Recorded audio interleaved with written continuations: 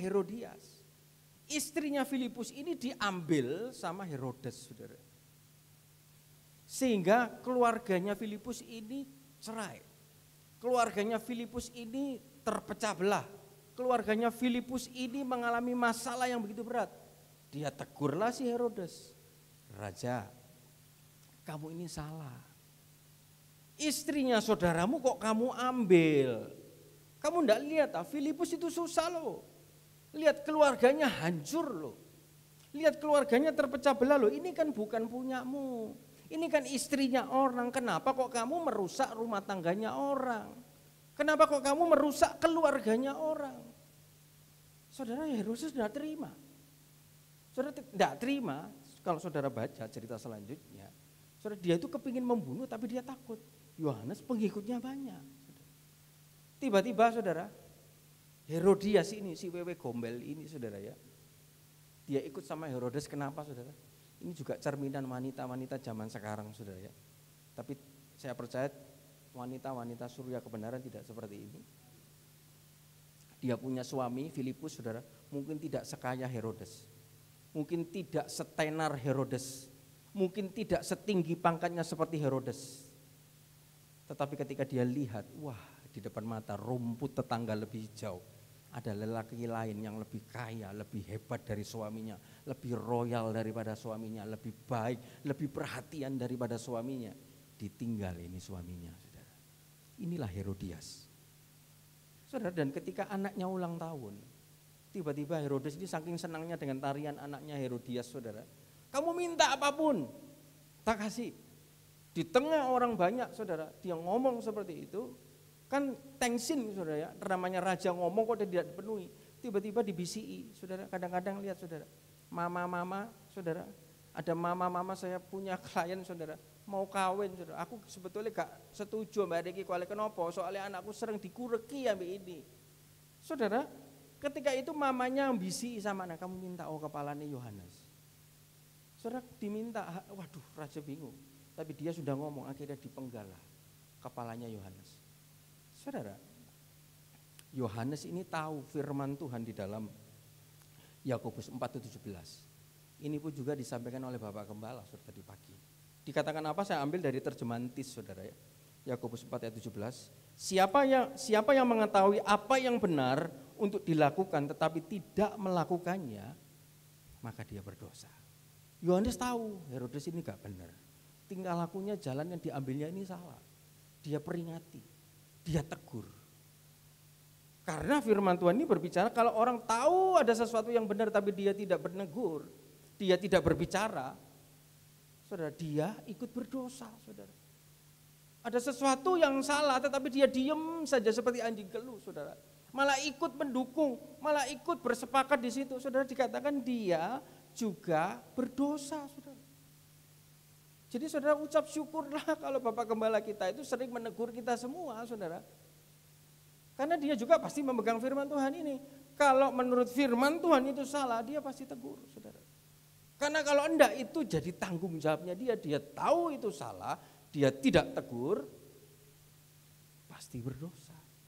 Dan bukan hanya itu saudara, di dalam Yehezkiel 3:18, dalam terjemahan sehari-hari yang lebih ngeri lagi saudara dikatakan, jika aku memberitahukan bahwa seorang penjahat akan mati tetapi engkau tidak memperingatkan dia supaya ia mengubah kelakuannya sehingga ia selamat, maka ia akan mati masih sebagai orang berdosa dan tanggung jawab atas kematiannya akan dituntut daripadamu.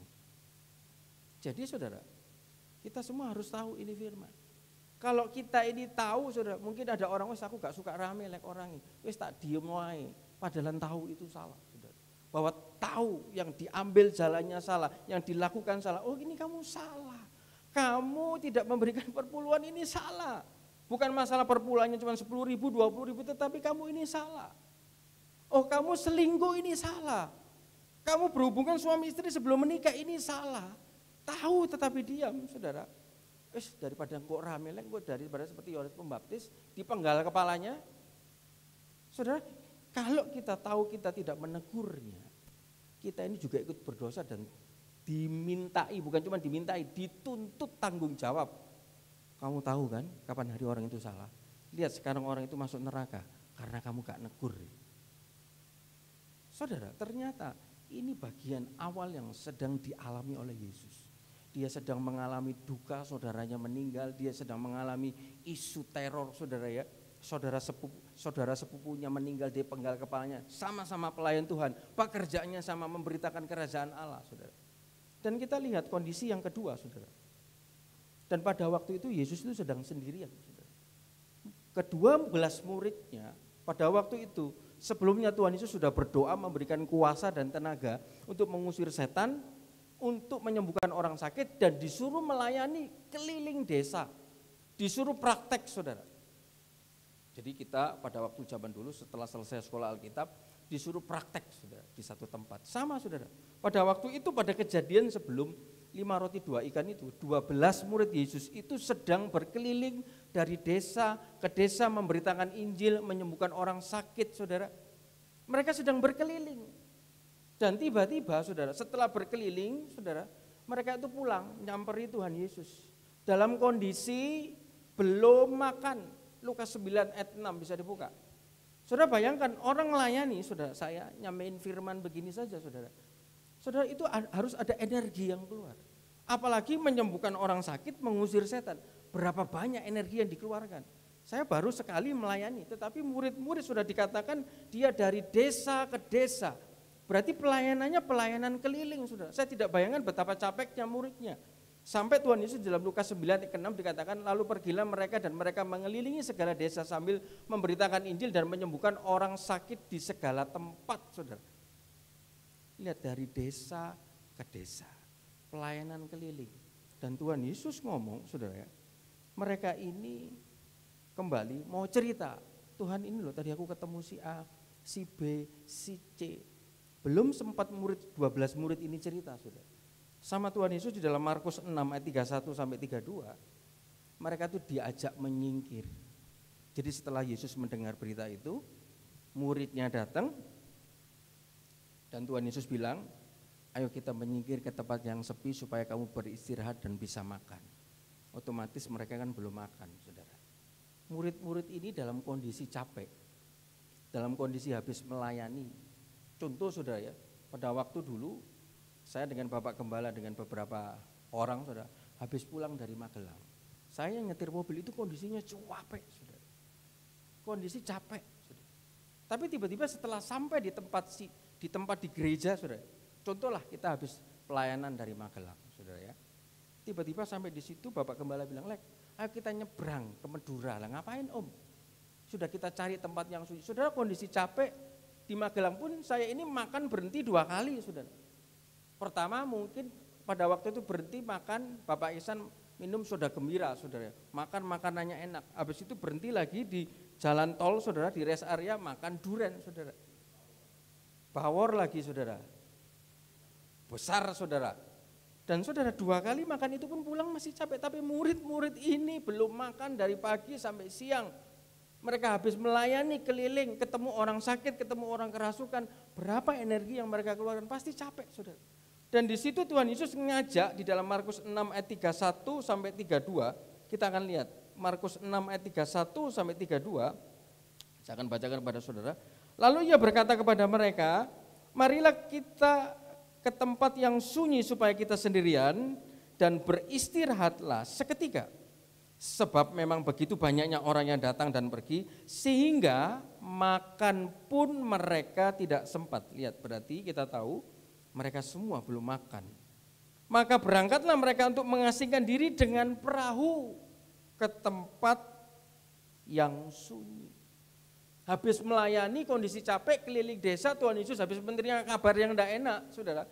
Diajak pergi untuk mengasingkan diri nyebrang, saudara, ke Tiberias. Saudara, saya pelajari dari Galilea ke Tiberias itu jaraknya kurang lebih 9,2 kilo, saudara. Kondisinya panjang, saudara.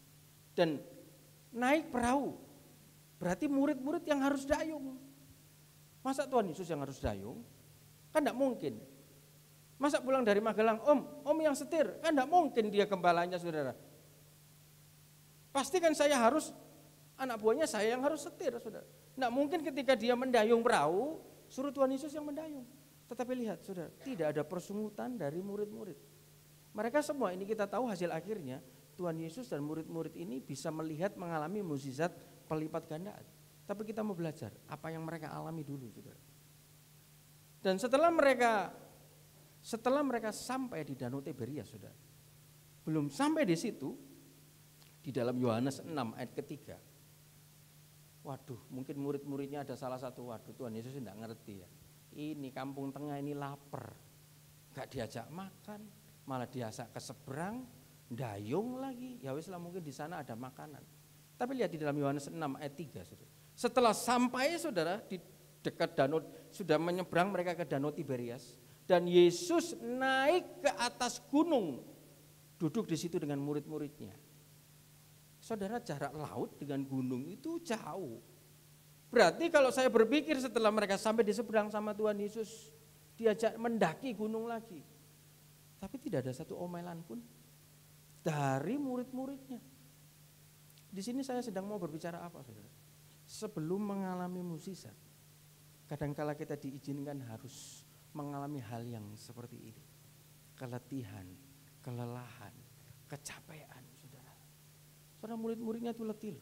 Mereka belum makan, kekurangan makan. Tetapi tidak ada persungutan. 1 Korintus 15 ayat 58. Setiap jerih payah kita yang kita lakukan, pagi datang, sore datang, kelihatan tidak dapat apa-apa, kelihatan seperti biasa-biasa. Tapi tahukah saudara, keletihan, kecapean, pengorbanan, pikul salib serta harga yang saudara bayar untuk melayani dan ketaatan kepada Yesus menghasilkan multiplikasi dan keuntungan untuk murid Yesus. Kenapa kok saya katakan keuntungan? Nanti saudara simpan dulu ya. Muridnya ada 12, sisa bakulnya juga 12. Saudara, bagian yang kedua ini, murid-murid dalam kondisi letih, lesu, lelah, belum makan. Kita lihat lagi saudara, kita sudah mengetahui dua keadaan yang terjadi sebelum mukjizat 5 roti dan 2 ikan. Kita lihat dari sisi orang banyak. Tadi kita sudah lihat dari sisi Yesusnya, kita sudah lihat dari sisi 12 muridnya, kita lihat dari sisi orang banyaknya. Saudara, ketika Tuhan Yesus sama murid-muridnya itu menyingkir saudara, dia itu kepingin memisahkan diri supaya murid-muridnya itu bisa istirahat. Tetapi berita itu tuh bocor saudara, kedengeran orang banyak. Waduh, Yesus menyingkir sama murid-muridnya. Ternyata ketika mereka menyingkir, yang mereka tidak berpikir bahwa orang banyak mengikuti mereka, ternyata orang banyak itu mengambil jalan darat. Saudara, saudara di dalam Matius 14 ayat 13b sampai 14 akan bacakan kepada saudara. Tetapi orang banyak mendengarnya dan mengikuti dia dengan mengambil jalan darat dari kota-kota mereka. Tuhan Yesus dan murid-muridnya naik perahu, tapi orang-orang itu ngambil jalan darat, entah itu naik keledai, naik kuda, entah itu jalan kaki, pokoknya mereka berusaha cari Tuhan, berusaha kepingin ketemu Tuhan, berusaha kepingin mendekatkan diri dengan Tuhan. Wah, Tuhan Yesusnya sudah nyebrang. Ya apa ya caranya supaya kita bisa ke sana? Informasinya sudah bocor. Oh, dia kepingin ke sana loh, ke seberang Galilea, Tiberias. Saudara, mereka berusaha dengan jalan darat, mereka mencari Yesus. Dan kita lihat saudara, ketika Yesus mendarat, ia melihat orang banyak yang besar jumlahnya, maka tergeraklah hatinya. Ternyata orang banyak itu sudah sampai duluan di seberang sana saudara.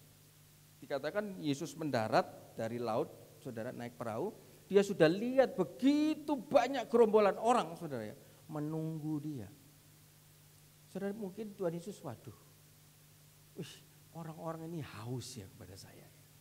Orang-orang ini cari saya sampai sedemikian rupa. Dia pakai segala cara saudara supaya bisa ketemu Yesus. Lihat setelah Yesus mendarat dikatakan maka tergeraklah hatinya oleh belas kasihan. Saudara, kita mencari Tuhan dengan segenap hati. Kita mencari Tuhan dengan membayar harganya. Lihat orang banyak ini. Saudara, dia cari Tuhan dengan jalan darat, tidak peduli jauhnya, tidak peduli rutenya, tidak peduli sulitnya, pokoknya aku kepingin dekat sama Yesus. Ketika Tuhan Yesus tahu jerih payah itu, saudara, tergeraklah hatinya. Saudara mungkin di tempat duduk kita masing-masing hari ini, saudara, saya tidak tahu dalam saudara mencapai ke sini, duduk sampai di sini, berapa besar harga yang saudara bayar. Mungkin saudara setelah pagi pulang gereja makan, tidur, nyenyak, bangun, habis begitu bisa ke gereja. Ataupun pulang dari tadi gereja masih ketemu masalah, masih ketemu urusan, masih harus melakukan sesuatu sampai tidak sempat tidur, sampai tidak sempat makan, sampai tidak sempat mandi pun. Bela ini hari ini sore mau ke gereja lagi, datang lagi ke gereja. Saudara, harganya itu beda loh, saudara.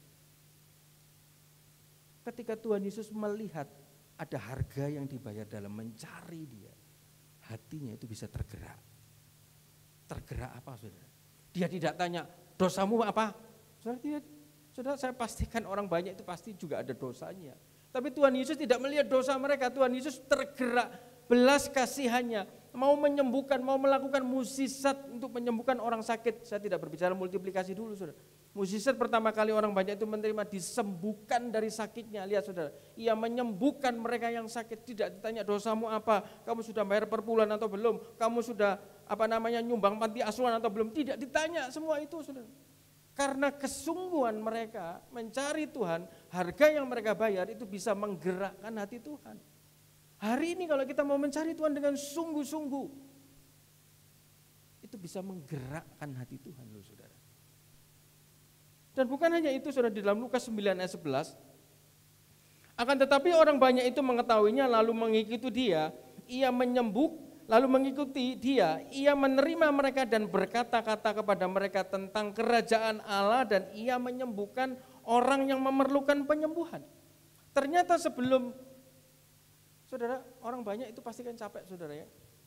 Dia capek, Tuhan Yesus mau kemana sih? Dengar-dengar sih mau ke Tiberias. Dia berusaha, mungkin naik keledai, mungkin naik kuda, mungkin jalan darat, mungkin lari atau apapun. Cepet-cepet segala macam. Mungkin tidak sempat makan pun juga, karena memang Alkitab mencatat mereka sampai duluan daripada Tuhan Yesus. Berarti kan jalan mereka lebih cepat, saudara ya. Saudara, ternyata setelah sampai di situ, mungkin mereka menunggu melihat Tuhan Yesus melakukan demonstrasi kuasa. Tetapi lihat, ketika hatinya tergerak, di dalam Lukas 9 dikatakan, Tuhan Yesus sebelum melakukan mukjizat ngapain? Dia berkata-kata tentang kerajaan Allah. Berarti kan dia menyampaikan firman dan mereka harus dengar dulu firman itu. Ternyata, saudara, saya pelajari hal ini, kesungguhan mencari Tuhan, kerelaan berjeri lelah, berjeri payah hanya untuk mencari Tuhan, serta mau setia dan taat mendengar firman Tuhan, itu selain bisa menggerakkan hati Tuhan, tetapi itu bisa mendatangkan mukjizat dalam kehidupan kita. Saudara lihat, sebelum mereka menerima mukjizat kesembuhan itu artinya healing.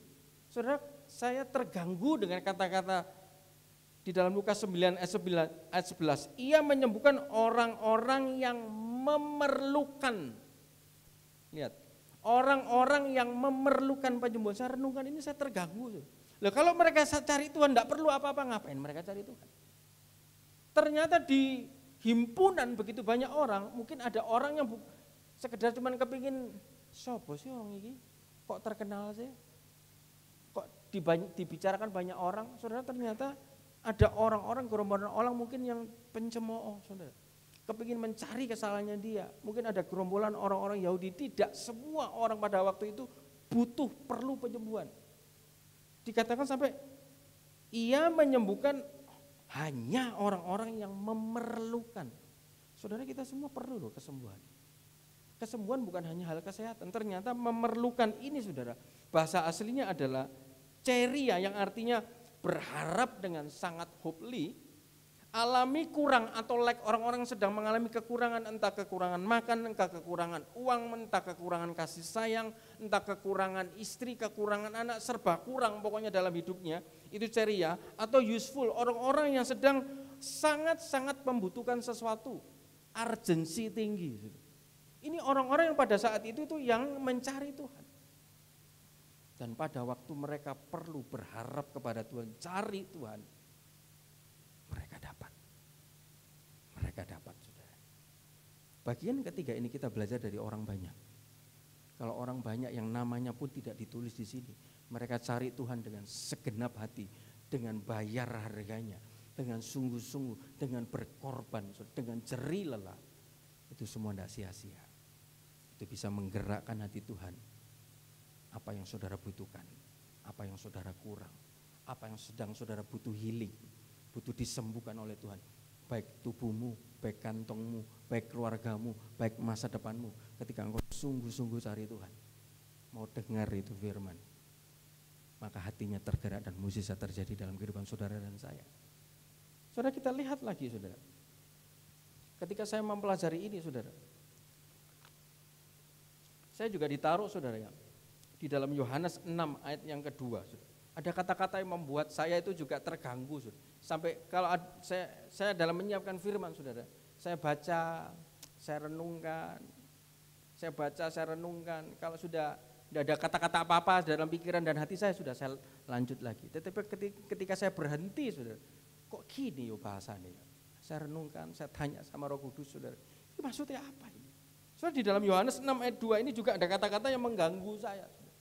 Yohanes 6 ayat yang kedua, orang banyak ikut Yesus saudara. Orang banyak berbondong-bondong mengikuti dia karena mereka melihat mukjizat-mukjizat penyembuhan yang diadakannya terhadap orang-orang sakit. Lah pertanyaan timbul dalam pikiran saya, kalau Tuhan Yesus tidak mengadakan kesembuhan, tidak mengadakan demonstrasi, hanya cuman berkhotbah, kira-kira orang banyak ini cari dia enggak ya? Jadi ada Kristen orang banyak yang cari Tuhan hanya karena mukjizat, yang cari Tuhan hanya karena berkat, yang cari Tuhan hanya karena untuk perkara-perkara jasmani, saudara. Itu Kristen orang banyak, saudara. Sampai Alkitab pun tidak mendefinisikan siapa nama orang banyak itu. Entah itu Joni, entah itu Stephen, entah itu Joko, tidak ditulis, saudara. Cuma ditulis orang banyak. Ternyata, saudara, orang-orang yang mencari Tuhan hanya sekedar untuk membutuhkan mukjizat, dia tidak dikenal sama Alkitab, saudara. Saudara, orang tidak salah, cari mukjizat tidak salah. Dapat kok, orang banyak itu dapat mukjizat, saudara. Dapat kesembuhan kok, saudara. Saudara, kita jadi Kristen, saudara. Jangan Kristen orang banyak. Yang kita kejar cuman apa yang kelihatan. Yang kita kejar hanya cuman berkat, pekerjaan diberkati. Saudara, itu bukan barometer untuk keselamatan kita, saudara.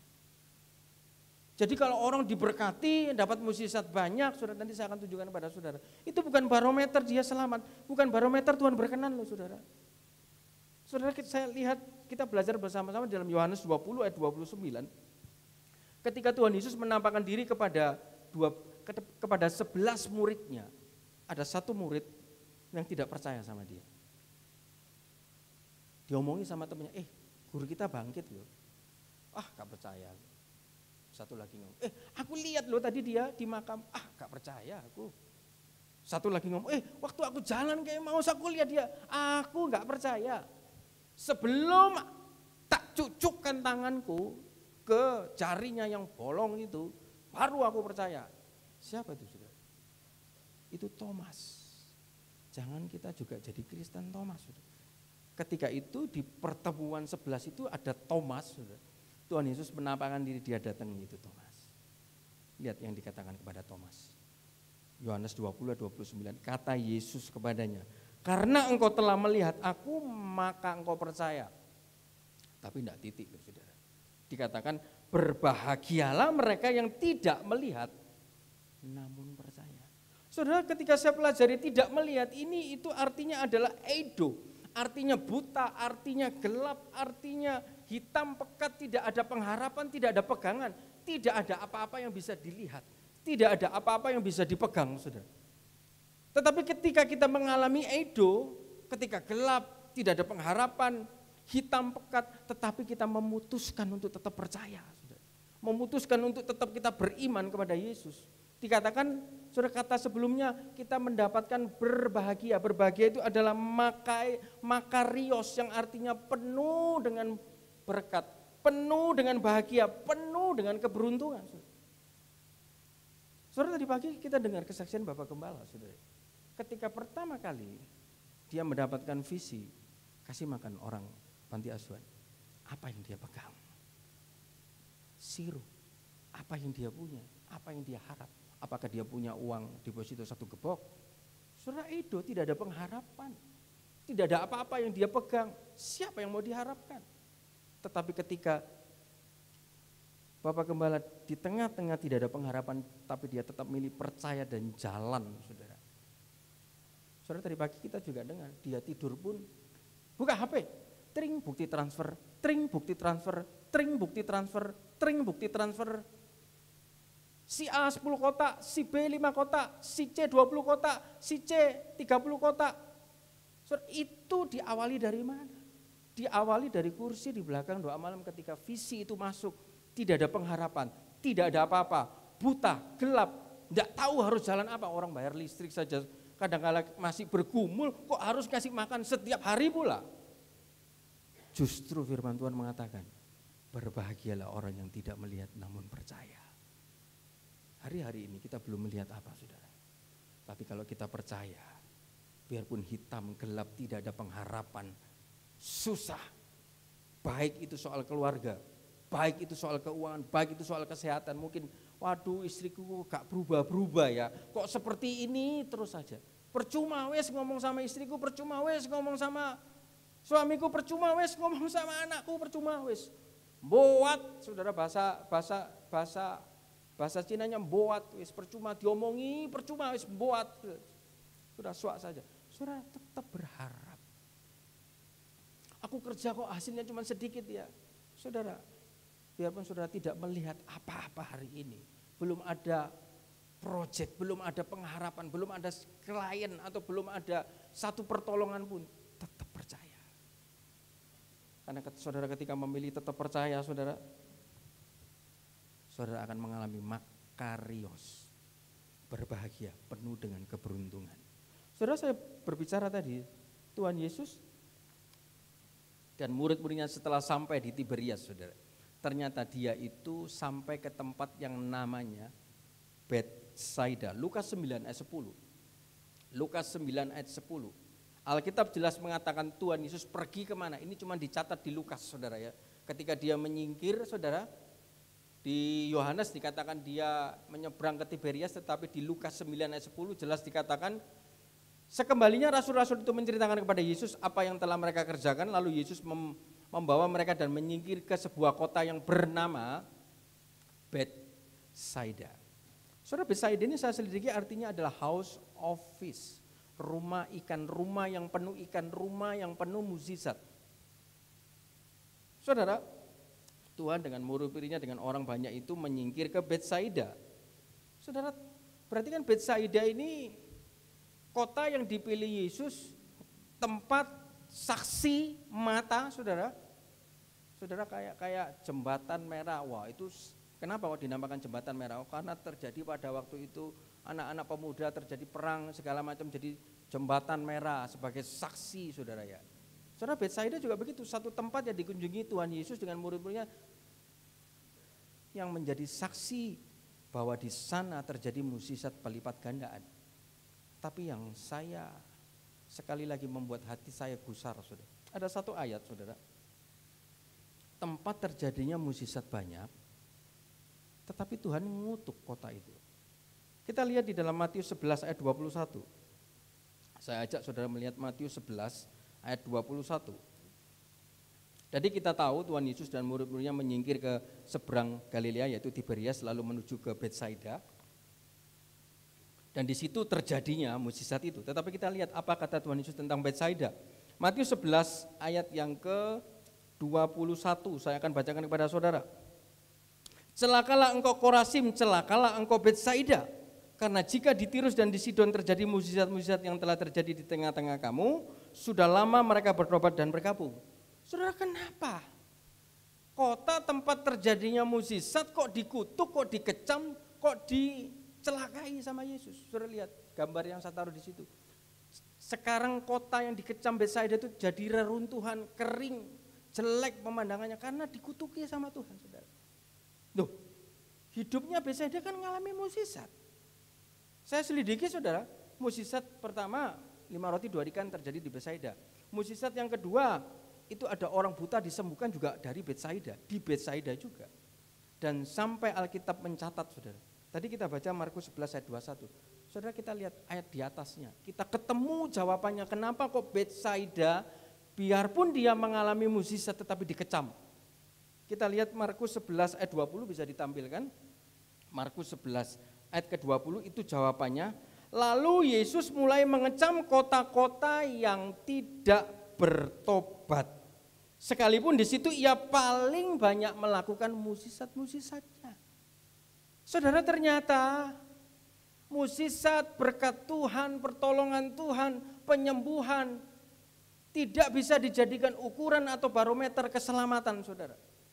Tidak bisa dijadikan barometer ukuran Tuhan berkenan kepada orang itu. Biarpun orang itu menerima mukjizat, terima berkat, dia berkelimpahan, tapi kalau tidak bertobat, saudara, lihat, Tuhan bilang dia juga dikutuki sama Tuhan. Saudara, kadang ada orang, saya ketemu sama orang, kok sudah lama enggak ke gereja?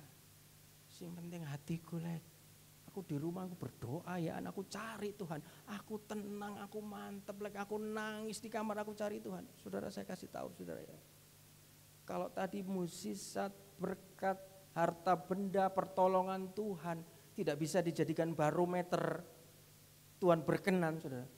Ternyata kemantapan hati pun. Kadang ada orang, yang penting hatiku mantap kok, lek. Hatiku tenang, hatiku damai kok, lek. Saudara, saya kasih tunjuk satu ayat.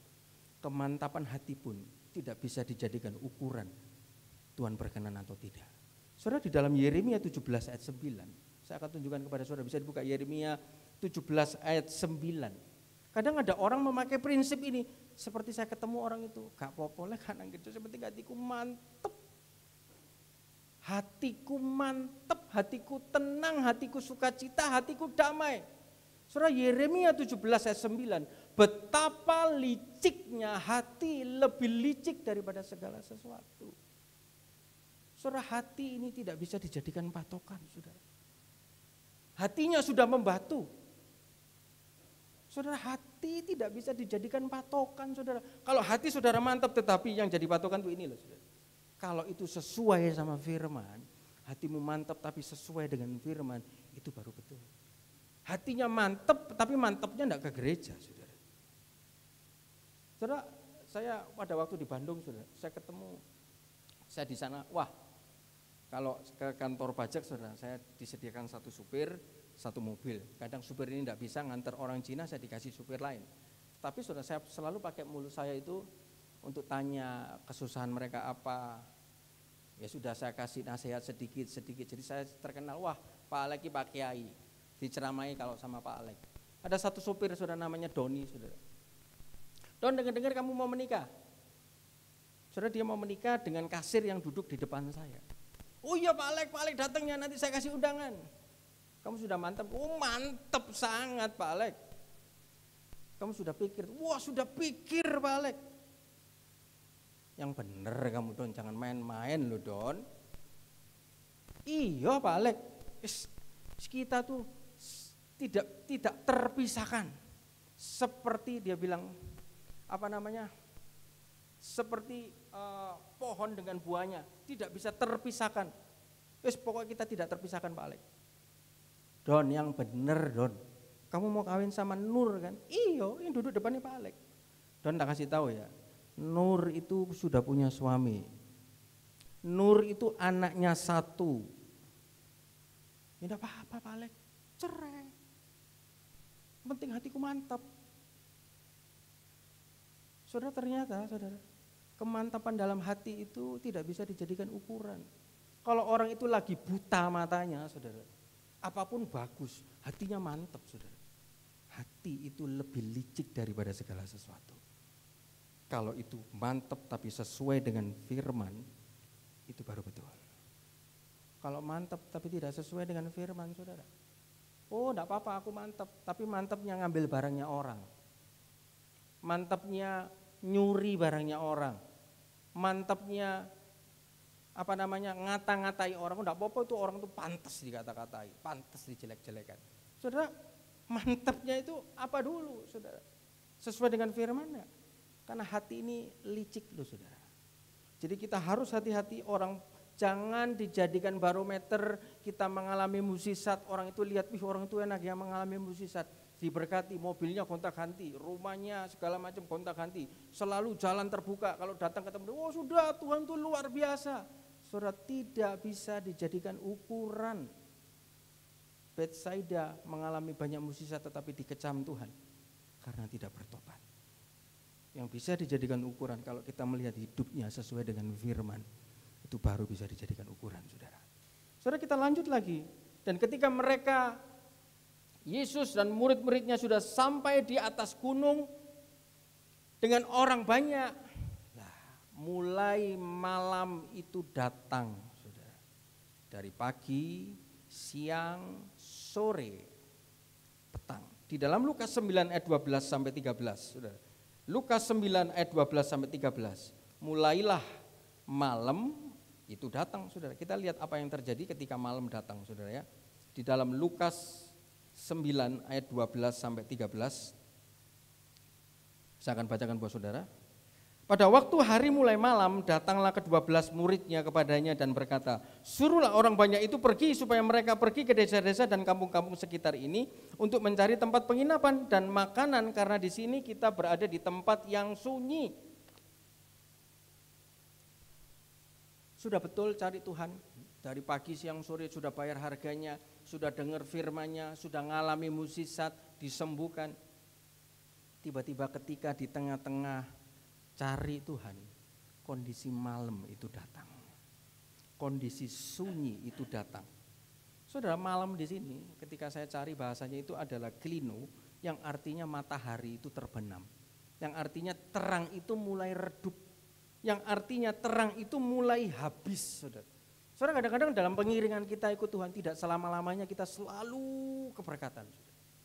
Ada kalanya kita sama Tuhan diizinkan, kita dalam zona masuk ke padang gurun, zona masuk ke dalam situasi malam, zona dalam kehidupan kita itu rasanya, wah kok rada susah ya, wah kok ini mulai timbul ya masalah ya. Kalau bukan karena dosa, enggak apa-apa, saudara, jalan saja. Pada waktu kondisi mereka cari Tuhan bersama dengan Tuhan, malam itu datang. Dan tiba-tiba ketika malam itu datang, saudara, murid-murid ini ngomong sama Tuhan. Dia mendatangi gurunya, guru suruh mereka pulang. Lihat saudara, perhatikan baik-baik ketika saya renungkan ini, wah ini murid-murid kondisinya juga lapar loh, saudara. Orang kalau lapar itu bawaannya ngamuk, saudara. Benar enggak, saudara? Saudara belum makan dari pagi siang sore, kalau enggak puasa, kalau puasa pasti enggak ngamuk karena berdoa. Tapi kalau enggak puasa, kondisi belum makan, saudara, begitu banyak yang saudara kerjakan pasti kepalanya itu pusing. Bawaannya itu emosinya sudah tingkat dewa, saudara. Tuhan Yesus iki ya, sudah aku mari keliling desa-desa, sudah menyembuhkan orang sakit, diajak mendayung menyeberang aku mau, diajak ndaki gunung aku mau.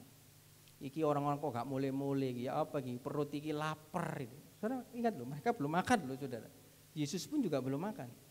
Di tengah-tengah kondisi malam, sunyi pula, saudara. Saudara, sunyi di dalam bahasa lainnya adalah eremos, yang artinya terbuang, terpencil, padang gurun, belantara, saudara.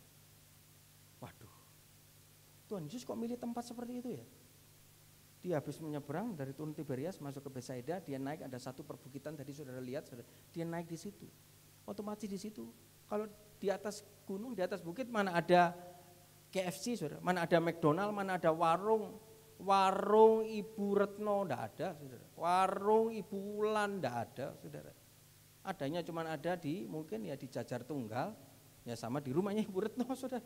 Ketemu di atas gunung ada warung, enggak ada, saudara. Tuhan Yesus kok aneh. Ketika murid-murid ini datang sama Tuhan Yesus, Tuhan suruh mereka pulang. Tapi jawaban Yesus sungguh aneh. Kamu harus beri mereka makan. Wah, saudara.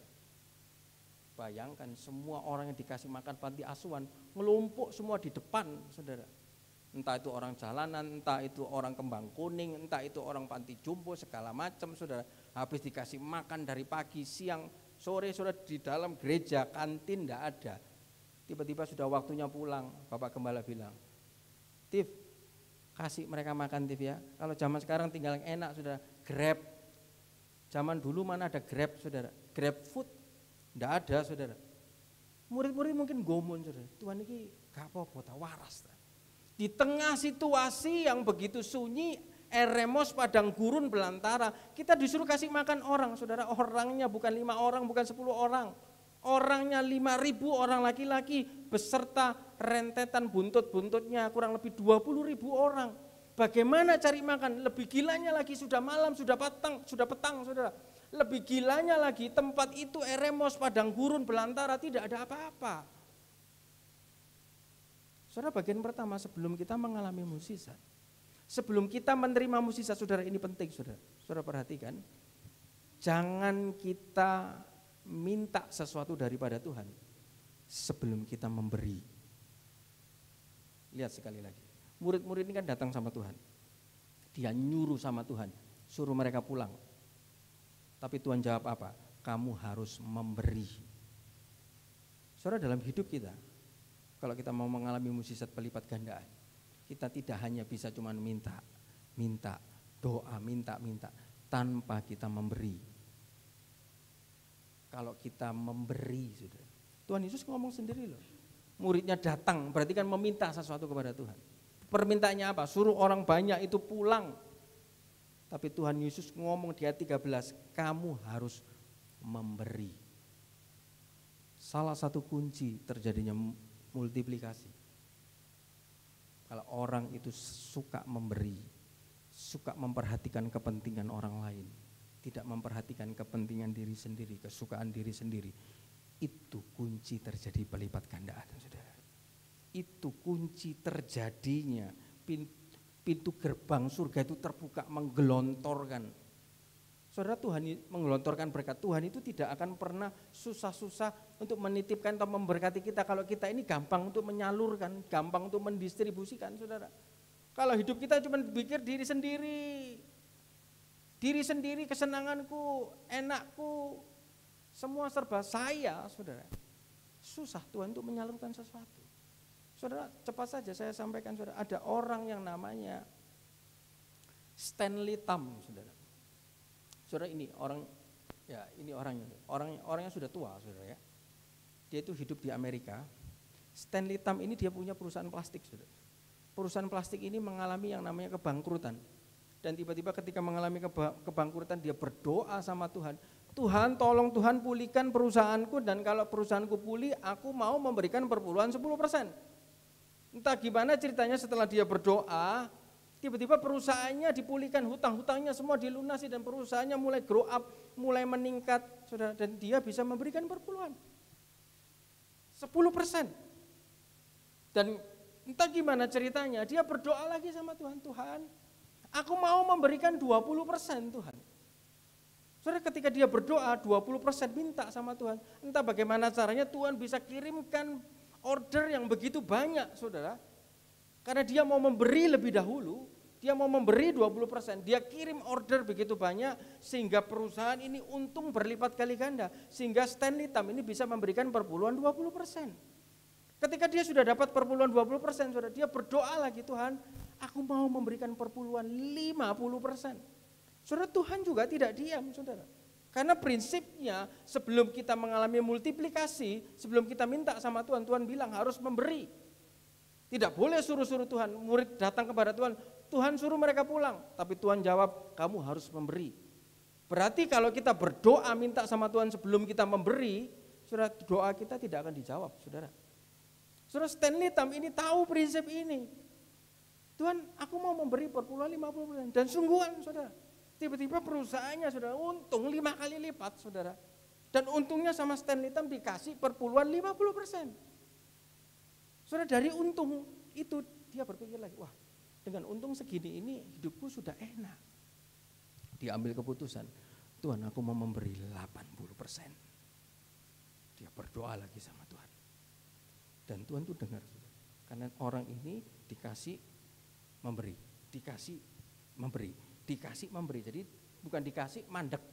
Saudara, kalau punya pipa air, salurannya mandek, pasti saudara panggil tukang, saudara potong itu pipa, saudara ambil dulu sumbatannya, baru dipasang pipa yang baru.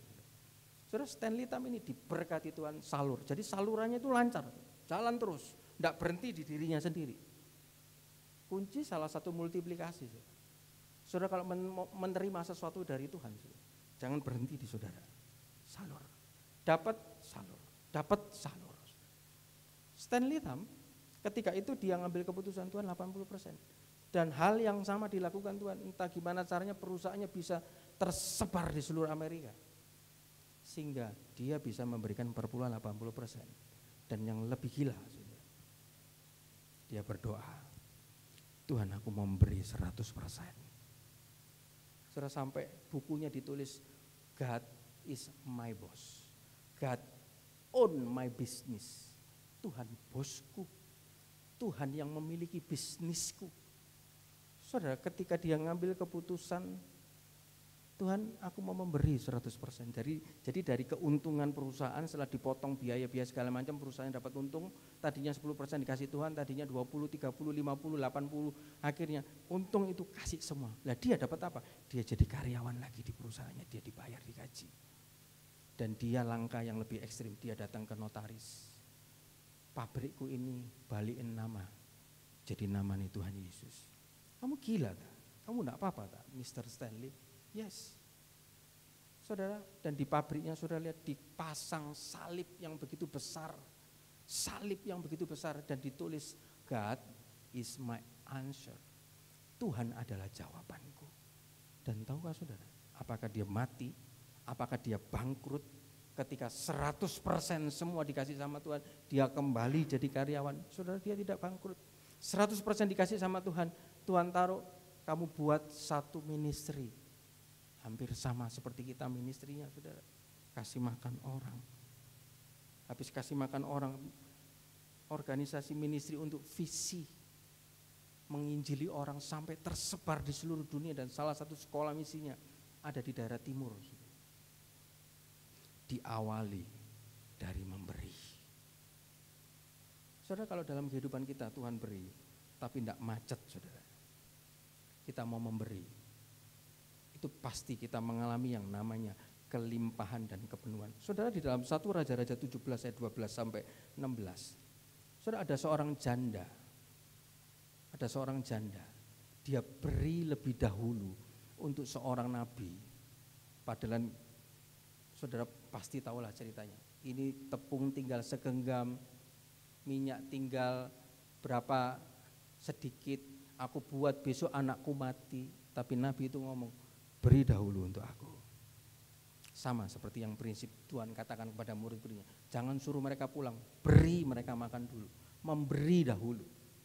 Saudara, ketika janda ini memberi dahulu, mengutamakan dahulu hamba Tuhan, mengutamakan dahulu untuk pekerjaan Tuhan. Saudara, entah bagaimana Alkitab mencatat, tepung tidak pernah habis, minyak tidak pernah kurang. Saudara, ternyata ilmu memberi itu mengandung multiplikasi. Entah gimana caranya, saudara ya, buli-buli isi minyak dan buli-buli isi tepung itu ketika dituang, loh kan sudah habis kemarin buat si nabi itu. Hari ini mau makan, nabi itu ngomong, buat. Loh gimana sudah buat. Aduh ya apa si nabi itu, isi habis loh. Loh kok ada? Tepungnya sudah habis, loh kok ada? Dari mana ini datangnya ada, saudara? Ketika dia mau memberi, tanpa sadar mata jasmaninya dia tidak lihat, suplai dari surga itu turun, saudara. Karena salurannya tidak mampet. Dalam hidup saudara, kalau kita mau memberi lebih dahulu, bukan memberi uang, saudara. Tapi kadang kita harus memberi waktu untuk dengarkan orang, untuk konseling, memberi waktu untuk menolong orang, memberikan tenaga kita untuk berpikir untuk masalah orang, itu juga memberi. Memberi bukan hanya sekedar keuangan, saudara. Saudara, saya lanjut lagi, waktu saya mepet, saudara. Dan tiba-tiba, saudara, setelah waktu sunyi dan malam itu datang murid-murid minta sama Tuhan, suruh mereka pulang, dan Tuhan bilang harus beri mereka makan. Dan Tuhan tanya kepada satu orang murid. Yohanes 6 ayat yang ke-5. Bagian-bagian terakhir ini saya akan agak cepat, saudara. Yohanes 6 ayat yang ke-5. Ketika Yesus memandang sekelilingnya dan melihat bahwa orang banyak berbondong-bondong datang kepadanya, berkatalah ia kepada Filipus. Saudara, di ayat-ayat yang lain tidak ada, saudara, cuma adanya di Yohanes. Berkatalah ia kepada Filipus, di manakah kita akan membeli roti supaya mereka ini dapat makan? Loh, tadi katanya Tuhan Yesus, kok pikirannya Tuhan Yesus seperti ini ya? Tapi tidak berhenti di situ loh, saudara. Ayat yang ke-6, hal itu dikatakannya untuk mencobai dia. Saudara, kenapa yang ditanya cuma Filipus? Karena Filipus asalnya dari Betsaida. Saudara, di sini Tuhan Yesus itu kepingin lihat, kepingin tahu isi hatinya Filipus. Dan juga kepingin menunjukkan kepada murid-murid yang lain. 12 muridnya, cara berpikirnya, gampang no, suruh orang ini pulang. Cari penginapan, suruh cari makan sendiri daripada kita repot, daripada kita susah. Ngapain kita susah-susah menyusahkan diri sendiri untuk orang yang tidak kenal, orang yang tidak kita kenal. Tuhan suruh mereka pulang, tapi cara berpikir Yesus, Tuhan sedang mengajar muridnya cara berpikirnya. Kamu harus memberi dahulu, karena aku tahu apa yang aku lakukan. Sudah lihat ayat yang ke-6. Yohanes 9 ayat ke-6. Hal itu dikatakannya untuk mencobai dia. Sebab ia sendiri tahu apa yang hendak dia lakukan. Saudara, dia itu tahu dengan baik siapa hidup kita masing-masing. Dia itu tahu dengan baik apa yang harus dilakukan terhadap hidup kita masing-masing, saudara. Saudara, di dalam terjemahan Nas Bible, saudara, dikatakan he know what must it tending. Dia tahu harus berniat apa kepada setiap kita, kepada Alek, kepada Novi, kepada Bapak Daniel, kepada Catherine, kepada siapapun daripada kita, saudara. Dia tahu apa yang harus kita lakukan, tahu dengan pasti, saudara. Cuman dia kepingin lihat isi hati kita. Musisat pelipat gandaan, musisat pengadaan, penyediaan yang daripada Tuhan ini harus diawali dari isi hati kita, saudara. Saudara ingat cerita Abraham, saudara, ketika dia diminta mempersembahkan anaknya satu-satunya, saudara. Dan saudara, ada momen ketika dia mau menghujamkan pisaunya kepada anaknya. Suara malaikat itu datang. Stop Abraham, telah ku ketahui isi hatimu. Maka menolehlah Abraham ke belakang dan ada keledai yang tanduknya tersangkut di belantara, di semak belukar, saudara. Saudara, dari tadi tidak ada domba, dari tadi tidak ada hewan di sini. Tetapi ketika Abraham melakukan lebih dahulu untuk Tuhan, Abraham lulus tesnya Tuhan dulu, saudara. Penyediaan itu baru muncul. Penyediaan itu baru, pelipat gandaan itu baru muncul. Kadang-kala berapa banyak orang, Tuhan aku minta ini, minta itu, minta ini, minta itu, minta ini.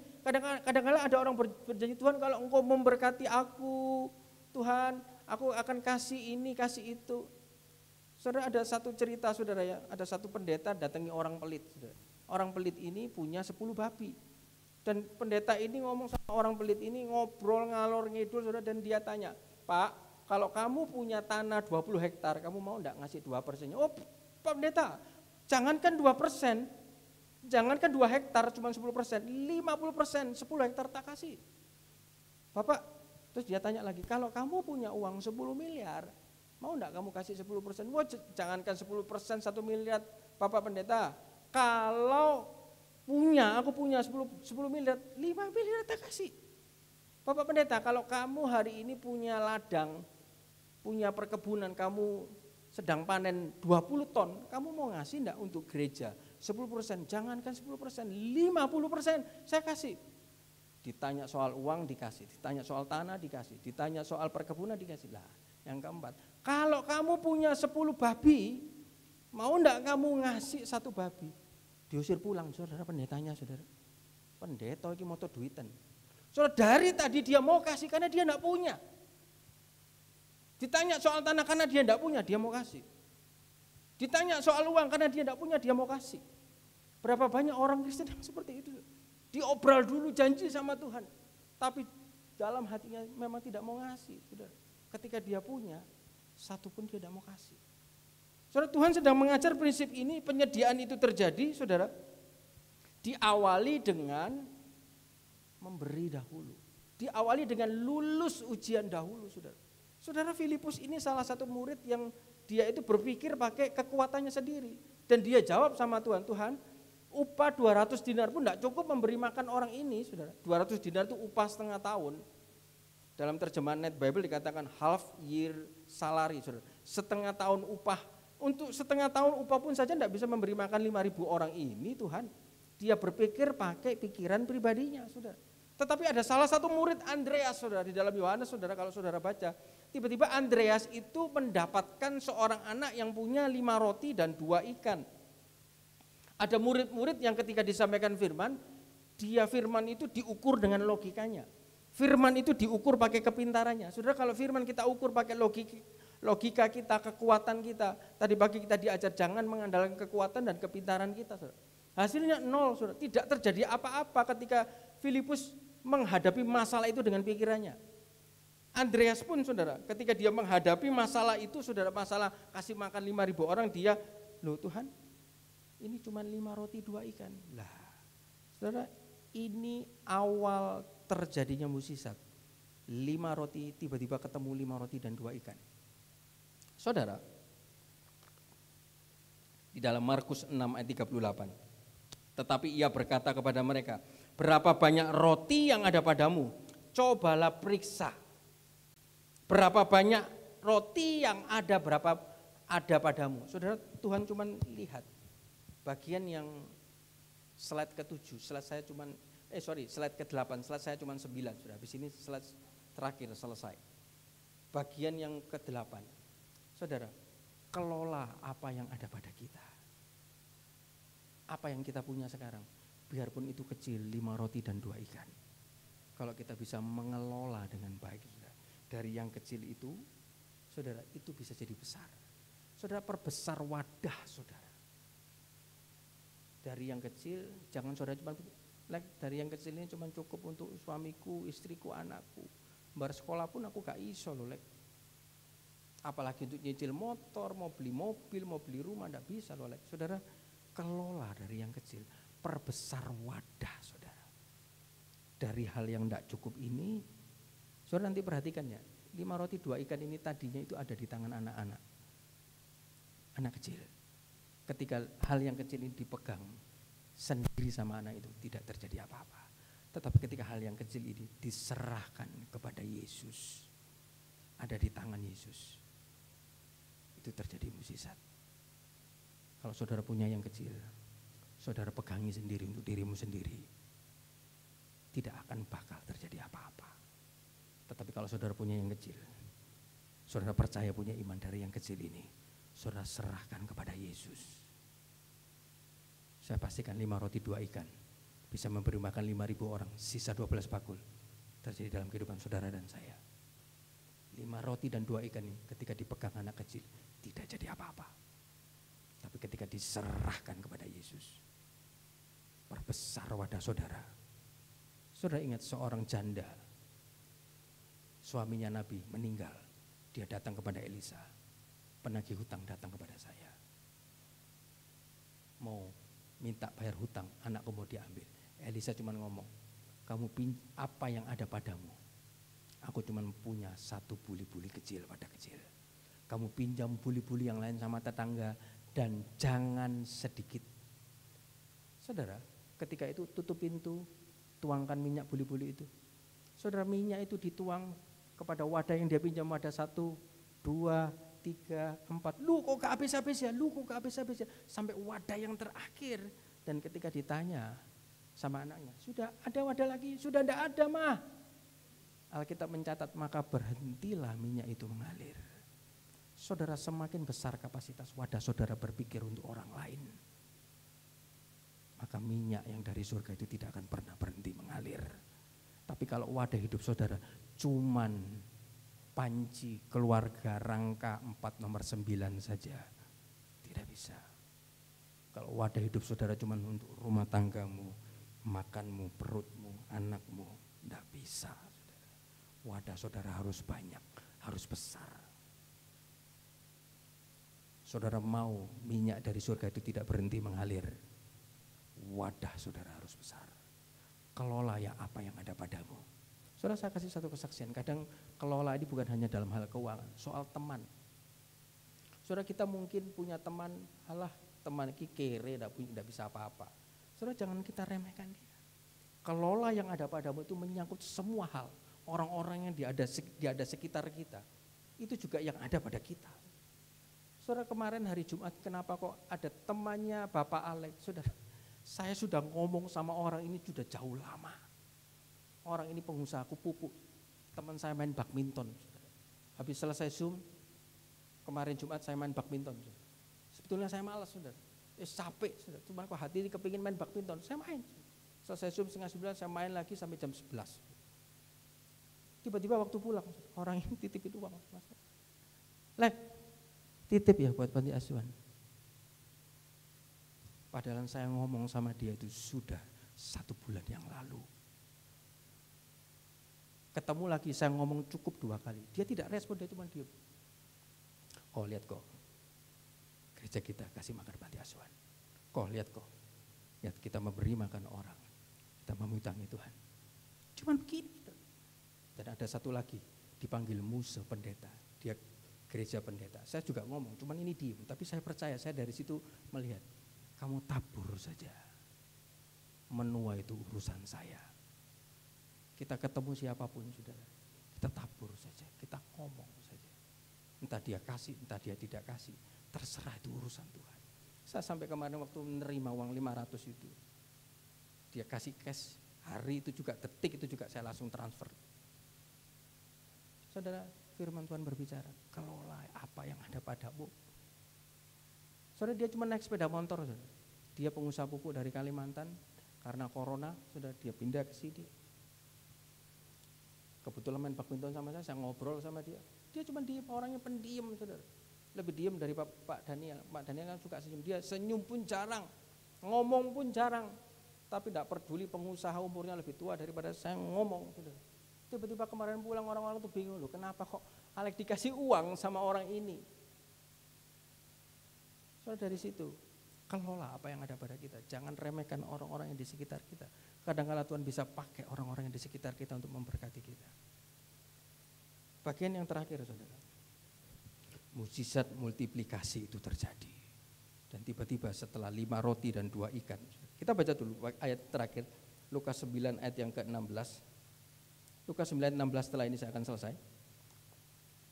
Dan setelah ia mengambil 5 roti dan 2 ikan itu, ia menengadah ke langit, mengucap berkat, lalu memecah-mecahkan roti itu dan memberikannya kepada murid-muridnya supaya dibagi-bagikannya kepada banyak orang. Saudara perhatikan, mukjizat itu terjadi di tangan mana, saudara? Di tangan Yesus atau di tangan murid-murid? Mukjizat 5 roti 2 ikan bisa memberi makan 5.000 orang, itu terjadi di tangan Yesus atau di tangan murid-murid. Saudara baca lagi, setelah ia mengambil 5 roti dan 2 ikan itu, ia menengadah ke langit, mengucap berkat, lalu memecahkan roti itu dan memberi kepada murid. Saudara lihat, bukan Tuhan loh saudara yang bagi ke 5.000 orang itu. 5 roti 2 ikan, Tuhan cuma pecah, tek, kasih ke murid. Dan dari murid, mungkin murid mikir, Tuhan ngomong, bagi. Dalam hatinya mungkin murid, Tuhan mesak kupil gini kok dibagi ya apa sih? Tapi murid itu saudara, dari yang dipecah sama Tuhan, dikasih ke murid. Murid itu punya iman, dibagi. Di keranjang itu. Mungkin dia tidak mau lihat, jupu entek lah yo isin lah Tuhan ini gak kena lagi kewansyo Tuhan Yesus. Saudara, dibagi. Mereka kan disuruh duduk, disuruh berkerumpul 50-50 saudara. Loh, kok gak habis? Loh, kok gak habis? Berarti mukjizat itu terjadi. Ada di tangan murid-murid. Tetapi diawali dulu apa yang dipunya yang sedikit itu.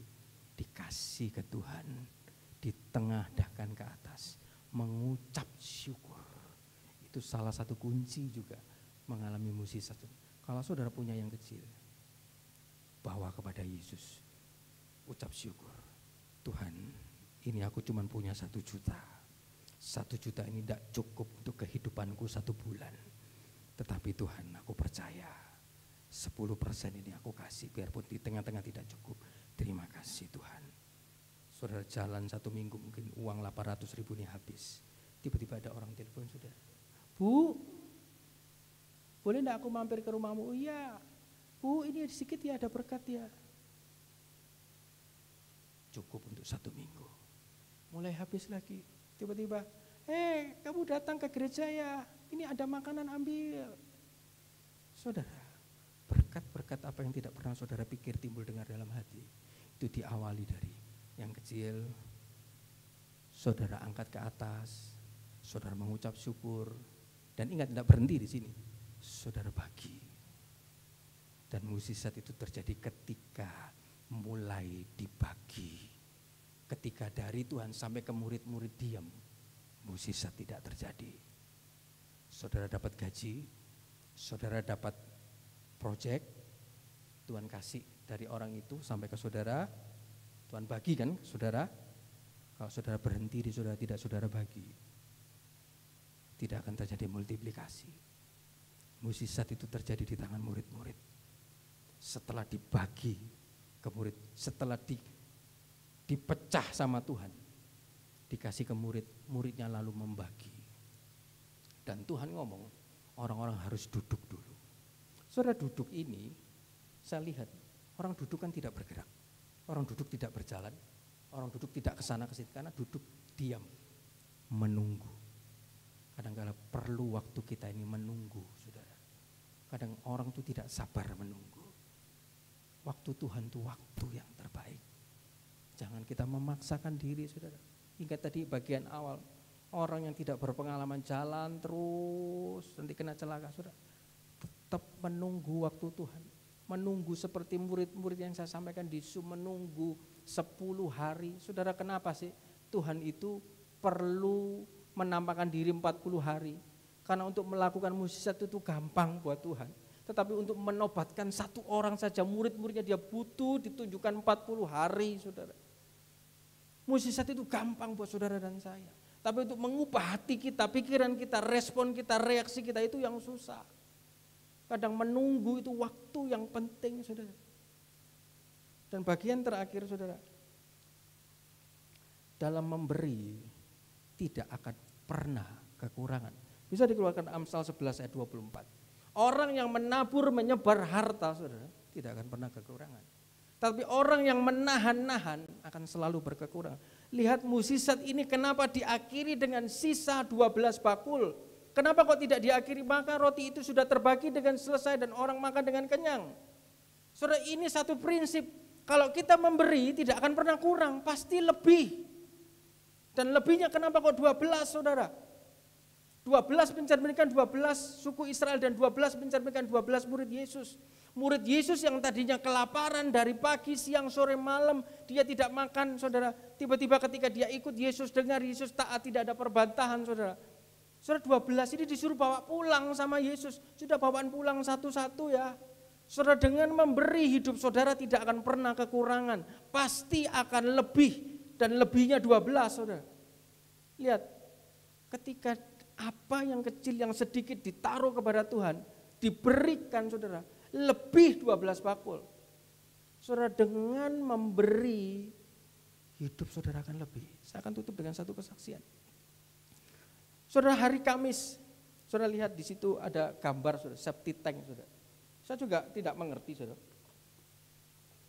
Hari Kamis, setelah saya pulang berenang dari sini, saya pergi ke satu tempat. Seperti biasa saya melakukan pekerjaan saya sebagai konsultan pajak, saudara. Habis itu saya diajak ketemu orang sampai sore, saudara. Saya capek, maksud saya mau istirahat. Tiba-tiba ada orang datang ke kantor saya. Satu pasang suami istri. Mau konseling sama saya, saudara. Di tengah-tengah kecapean saya. Mau enggak saya memberi waktu untuk mereka. Pagi, sudah berenang, minum kopi di sini, selesai. Saya berangkat ke satu tempat. Sudah selesai ke tempat yang kedua. Sampai sore kurang lebih jam 5:30. Maksudnya tak tidur lah setengah jam. Supaya nanti bisa doa malam. Saat saya sampai rumah, ada pasangan suami istri datang. Dia bercerita masalahnya, kesusahannya, kesulitannya. lama. Saya harus cuman, Tuhan ini aku harus ngapain. Aku wis kesel, aku wis capek. Bentar lagi doa malam. Saya enggak ke doa malam sudah akhirnya. Saya harus dengar mereka cerita tangisan mereka, masalah mereka. Saya harus kasih kekuatan kepada mereka. Dan setelah selesai, sudah ya oke ya, berdoa sudah. Kamu mengalami masalah, tapi percaya di balik masalah ini, Tuhan pasti punya cara. Saudara, suara itu jelas ajak mereka makan. Tiba-tiba ketika makan, saudara saya ditelepon sama satu orang, Pak bisa ketemu, besok kok bisa. Ternyata dia pengusaha septic tank yang besar itu saudara. Singkat cerita ketemu dengan saya, orangnya umur 86 tahun. Mamanya umur 86 tahun ketemu dengan saya. Ketemu dengan pegawainya, ketemu dengan manajernya. Singkat cerita dia lapor sama anaknya. Saya suka sama Pak Alek. Dia sudah punya konsultan pajak, saudara. Dan tiba-tiba besoknya saya ditelepon, Pak Alek, kemarin saya sudah dapat laporan dari mama saya. Saya kepingin pakai Pak Alek. Berapapun yang Pak Alek minta, tolong saya dibantu. Ini pekerjaan konsultan yang lama, saya mau tarik, saya kasih ke Pak Alek. Saudara saya berpikir, saudara saya kenal dari mana? Saya cuma tanya, kamu kenal saya dari mana?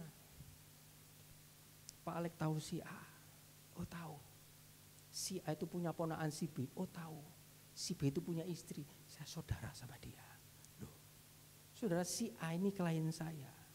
Seringkali kalau saya ke kantor dia, saya berbicara tentang firman. Dan ternyata si B ponakannya itu dengar. Dan ketika saya datang, wah ini pendeta konsultan teko. Saudara ternyata ketika saudaranya mengalami kesulitan, apa yang saya bicarakan dengan si A klien saya ini, si B ini dengar. Dan dia dapat kekuatan. Saya cek dengan si B, iya Pak Alek, kemarin waktu Pak Alek ngomong ini, iya bener ya ngomong Pak Alek. Saya cerita si istri saya, sopo Pak Alek, konsultan pajak. Loh iku loh, saudara kita yang punya pengusaha septic tank itu lagi butuh. Coba dikasih nomor telepon saya, teleponlah saya. Saudara kadang kita tidak pernah tahu jalan Tuhan. Tapi kalau kita mau memberi, berbuat baik, mengelola apa yang ada pada kita, tidak meremehkan orang di sekitar kita. Saudara saya tidak kenal dengan si B, saya kenalnya dengan si A saja. Tapi malam hari ini, kalau kita percaya, kita mau memberi, multiplikasi, itu terjadi dalam hidup kita. Puji Tuhan, saya kembalikan kepada Bapak Gembala.